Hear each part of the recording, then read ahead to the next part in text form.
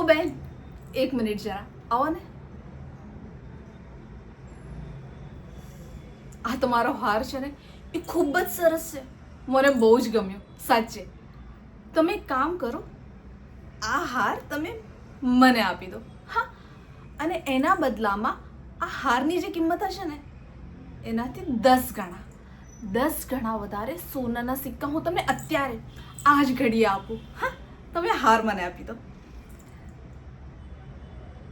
અરે, તમે આટલો વિચાર શું કરો છો? જો તમને તો આવા બીજા 10 હાર મળી જશે, હે ને, પણ આ હાર તો મને ગમી ગયો ને, એટલે આના ઉપર તો હવે બસ મારો જ હક છે. હા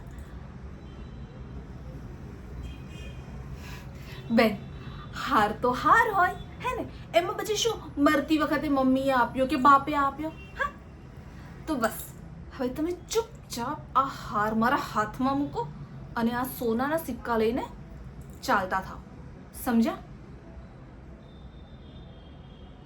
હા, નહીતર હું શું કરી લઈશ એમ?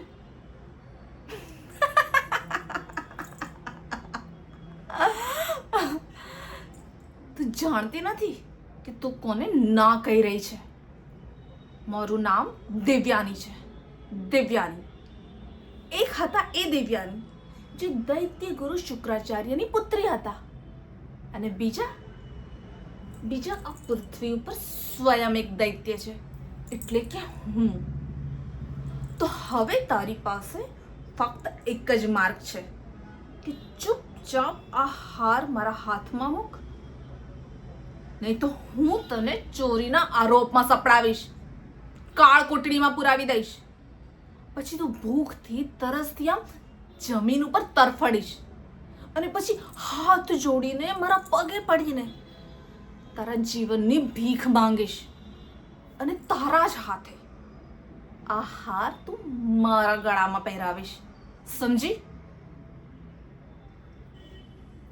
અને આના પછી તને ખબર છે કે હું શું કરીશ?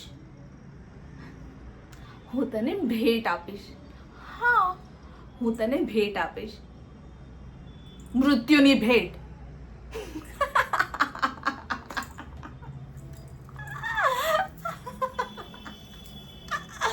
હા,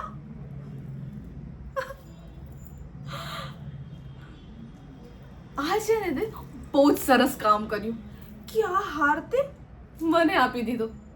નહીં તો હું તો વિચાર કરતી હતી કે આ હાર લઈને તું જતી તો રહીશ, પણ પછી પહેરીશ કઈ રીતે? કેમ કે હું તો તારું ગળું કપાવી નાખવાની હતી.